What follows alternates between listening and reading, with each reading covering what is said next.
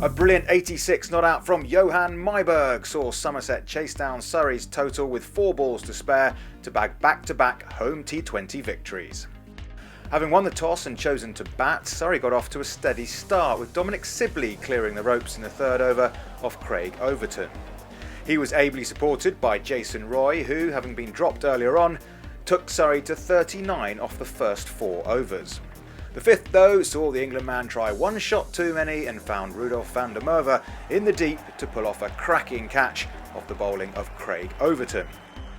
Kumar Sangakkara came to the crease and in his usual fluid way started picking off the bad ball, and by the time the power play had come and gone, Surrey were going fairly nicely on 84 for 1 after 8 overs. Somerset's fielding hadn't been up to its usual high standards, but in the 9th over, Sangakkara took on Yasser Arafat and found Chris Gale in the covers. The crowd responded with its usual cheer whenever Gale touches the ball in the field, and the momentum was starting to turn. Max Waller was introduced in the next over, the 10th, and he applied his magic touch to see the back of Rory Burns, Craig Overton the man taking the simple catch in the deep. Sibley had been ticking along nicely at the other end, but decided it was time to press the accelerator, and in Waller's next over, he planted the leg spinner over the ropes. Dwayne Bravo followed suit 3 balls later, and Surrey had made their way to 127 for 3 off 14 overs. Sibley continued to entertain the Surrey fans with a mix of deft touches and power hitting, and made his way to 50 in the 15th over, a 50 that came off 40 balls and included 3 4s and 2 6s. He decided to take on Arafat in the 16th over, an over that saw 18 come off it, and Surrey were on course to post a total nearing 200.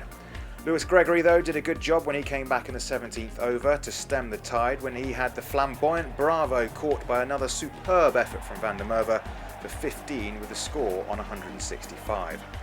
Some tight deft bowling, bar this one maximum from Zafar Ansari off Arafat in the final over, saw Surrey post a total of 184 off their 20 overs.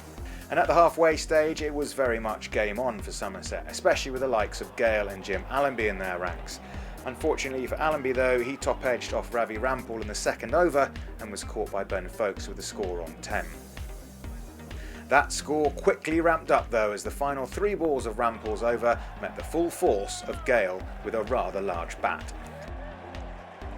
It was what the sellout crowd had come to see, and the big West Indian wasn't disappointing. Gale had taken the score to 28 off 2 overs, and he wasn't finished there.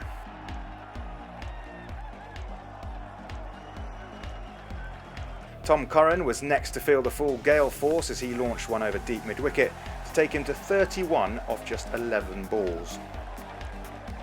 Unfortunately for the crowd, though, his innings only lasted another 2 balls as he pulled Curran straight down the throat of Bravo, and his fellow countryman wasn't shy in celebrating. Bravo was dead set on ruining the Somerset party, in fact, and in the next over he had Peter Trigo caught behind, gloving a short ball to Foakes. By the end of the 4th over, Somerset were 45 for 3.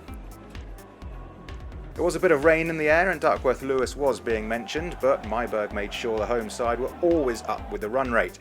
He carried on where Gale had left off and took Tom Curran for back-to-back 6s in the 5th over. Joined by Gregory, the pair kept Somerset ticking along, picking up the boundaries when they could. Myburgh has been scoring runs for fun in Royal London Cup, and his form carried over into the T20. His 3rd maximum came off Ansari in the 8th over, and the pair had taken the score to 100 by the end of the 10th over.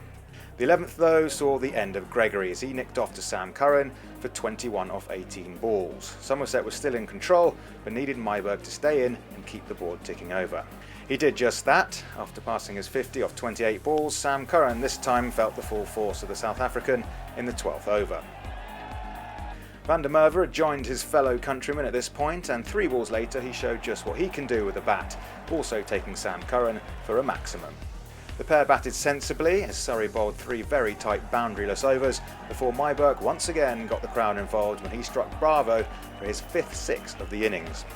3 4s in the 18th over from van der Merwe off Rampal saw Somerset to 174 for 4 at the end of the 18th over, needing just 13 off the last 2.